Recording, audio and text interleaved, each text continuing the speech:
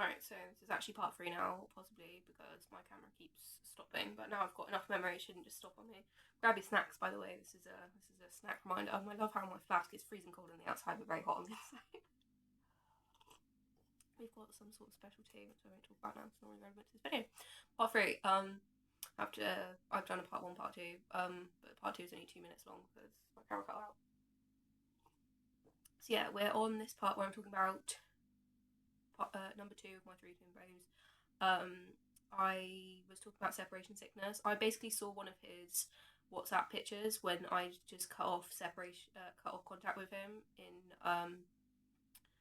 a previous time, because my second boyfriend told me to cut contact with him for various reasons, and I didn't really understand at the time that it was like separation sickness, and I just, because we basically had mutual ground where we both experienced mental health problems. But I've seen so much. I'll do a whole video on this probably, but for anyone who cares to know, I've definitely seen information on this idea of twin flame schizophrenia, which I've never had that, and that wasn't what my mental health issues were. But this idea of basically the mind-body connection in terms of twin flames, your mind and your soul wants to be with your twin flame and it wants to be with God, but your mind is duality, and therefore your mind basically gets overrun with separation and with the issues to do with separation. So your mind is basically dualistic, and it creates a breakdown mentally, because that's what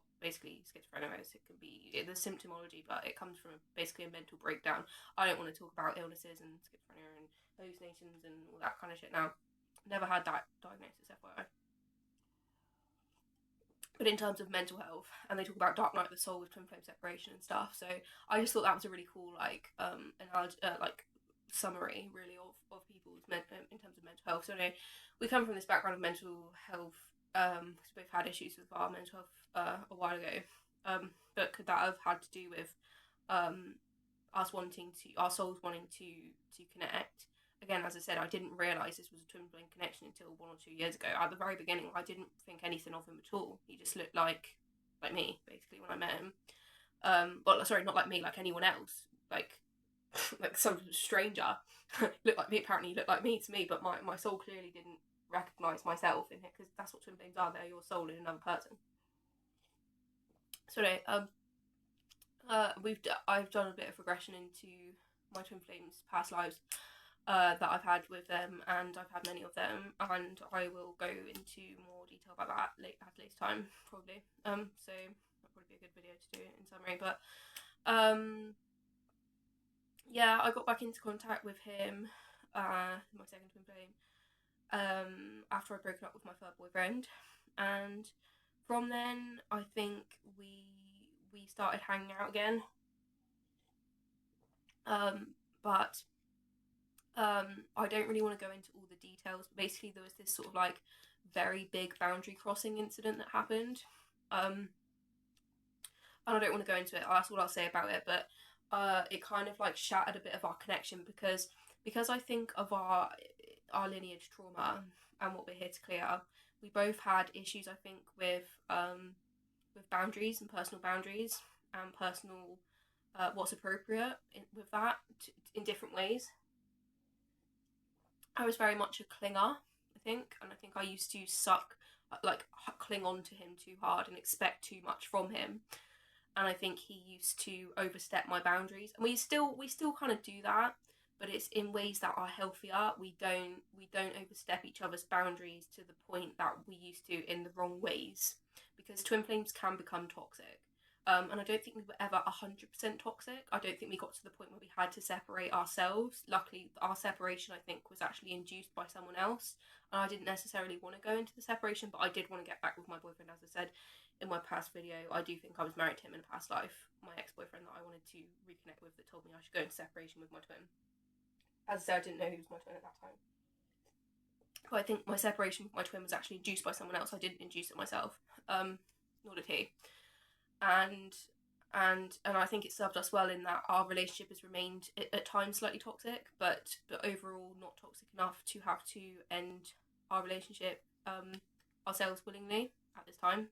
And also I've heard that second wave twin flames actually awaken from like in like late 20s, and I'm only like 25 now, so I hope I should be going through my awakening with my second wave twin flame pretty soon, which is pretty exciting because I haven't gone through that yet, so that's pretty cool. Yeah, the twin flame journey is always about yourself and not about your twin, but it's nice to go through it with someone else as well, because obviously you're the same soul. So anyway, yeah, so that's quite cool. So I'll also talk about my other twins because I haven't done much past life regression with this twin. As I say, he's a friend. I don't think there's much more I'm really cool to say about him at this time. I then met my first wave twin flame because I met my second wave twin flame about 10 years ago, I think. I don't know. Yeah, 10 years ago. Freaking hell, that's ages. Fucking hell, 10 years and I only knew he was my twin like two years ago. So when I had this twin flame connection, I didn't know it was a twin flame connection yet, but that dynamic I recognised. I was actually out with my second wave twin flame when I met my first wave twin flame. You know, and I think my whole life I've just gone through it with this like massive anxiety and this massive like burdenish feeling, and not really knowing why, but it's because twin flames come to the earth with this like massive like baggage to clear. And as soon as I recognised I had like 3 twin flames and 2 twin souls, I was like, oh fucking hell, it all makes sense. So anyway, that is what it is. But yeah, so then I met my first twin flame. It was really weird actually. They talk about like the first sighting kind of thing. I was in a pub and they just like, it was like end of lockdown, and they just like started talking to me, and they came over and sat at our table. Like all of a sudden, he kind of reminded me of my first boyfriend. Like they say, when you have previous relationships, you kind of are looking for your twin flame in those people. So I'm currently no contact with this twin flame. Anyway, he kind of came and sat with us, and it was very just like easy flowing conversation. But they are a charismatic person. I find with twin flames, there's always a reason outside the mystical to validate the situation. So you could say they're twin flames, but then there's also the side of the argument to say, well, actually, are they just like a close resonation to this concept that you've considered a twin flame? The thing is, I have far too much experience with twin flames to discount the actual factual logical reasoning that comes with twin flames. So anyway, but that's what I've noticed around 22. So anyway, I basically, me and my second twin actually went to his house. I don't know. I didn't know what twin flames were, but I really just recognised the dynamic, and it's a dynamic that, because I don't think they obviously hadn't met any of their twin flames yet, because because you only incarnate with like overall you only have 4 twin flames as a group, and 2 masculine and 2 feminine, and it's quite extraordinary really that I've incarnated with all 4 of my twin flames. I currently am of the belief system that you have 3 twin souls in a group, but I don't really want to go into that now. So yeah, I just basically recognised the dynamic, and I kind of just I don't think they knew really what they were doing with the dynamic, because it's quite a specific dynamic. You go through the honeymoon phase of a few weeks or whatever. Like this was a kind of a COVID lockdown relationship where it was, to be honest with you, I think I was just so like, even to this time I'm always like, oh, you know, well, we separated, came back together a few weeks later, there was a massive argument, separated, came back together a few weeks later, and I was like, oh, that's just like so toxic, because like the thing about my my third boyfriend, who I said I had a miscarriage with, was a past life soulmate. I haven't done much regression with yet, but I need to probably do more about. I mean, I'll do more of that. He's also a twin flame. I miscarried his, I think, one of his other twin flames. So that's what I'll say about him. But they say that you have like a narcissistic relationship before you meet your twin. But I think that narcissistic relationship, because narcissists, it depends, because there's this whole thing about, I probably might do another video about this, but I can't bother to section it too much because I feel like I don't know if I can do a whole video on it anyway.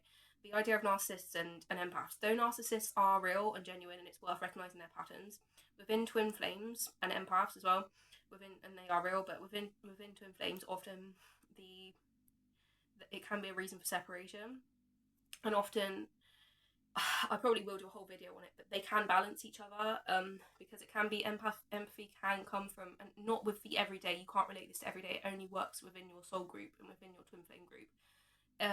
People with empathy and excessive empathy, it can come from a place of over experiencing other people's circumstances due to trauma and obligation, and narcissism can come from a place of coping with the what's the word, the world, and actually wanting to protect themselves and prioritize themselves. But those two things don't really match up very well. But it's about recognizing. I don't really know. I mean, I do know that this happens, and I think people that are considered empathic can project their narcissistic traits upon people that are more narcissistic end, and the people at the narcissistic end can give up their empathic traits and expect the empathic people to pick up all the loose stuff, and it doesn't work, and that's the reason. But usually it's because there's still issues that need to be worked out, and I'm seeing with this connection, the first waivers twin flame that I have a connection of, is to not rush it, because as in rush the healing, rush the process, because even if I was to have contact with them, I am currently no contact with them. But if I was to have contact with them, all these issues would come up straight away, and we'd struggle to communicate. And even if we did communicate or keep it together for a short time, express any sort of communication, the dynamic would quickly revert back to arguments and intolerance of one another anyway. So that's something that I'm coming to find with this one that I'm running. So anyway, I don't want to go into like everything that happened, because it's not like that much to say really. Basically, I fell pregnant with this twin flame and had a baby, which some people may have seen growing on my channel. On a different channel that I won't mention the name of. Sorry, no one should know about that on this channel, because that's why I made a separate channel for it. So there's all that, but basically, that she's the third twin flame and she's a third waiver. So yeah, and our separation, we're currently in separation because of legal struggles, which I won't discuss. Me and my third twin flame. But our stability was always been very stable, and I've always been very able to integrate that twin. I saw 222, which means you're spiritually guided. I think it said 222, or maybe I was maybe it didn't say 222, ignore that.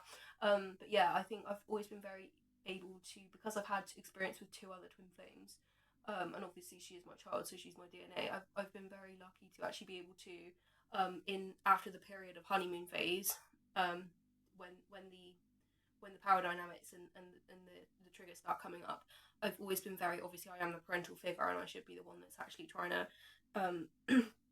sort of be able to handle that. I've overall been able to handle that very, very well, and very sensibly, really, compared to the chaos that I experienced with my first wave twin flame. But anyway, so that's really all there is to say about that at the moment. I need to do more regressions, really. I've only just started doing more regressions with about my third wave twin flame. I don't want to make this video like rambly at all, but I really want to start talking more about this stuff, because I've really not got much avenues to talk about it. I do follow a few twin flame channels. I've interacted in live streams of twin flame channels, so that's been cool. I've met quite a few twin flames in real life, and there's more around than you think, really. But I do think that sometimes they're dotted around in areas they're not always super close to each other, because of various reasons. And yeah, it's pretty special.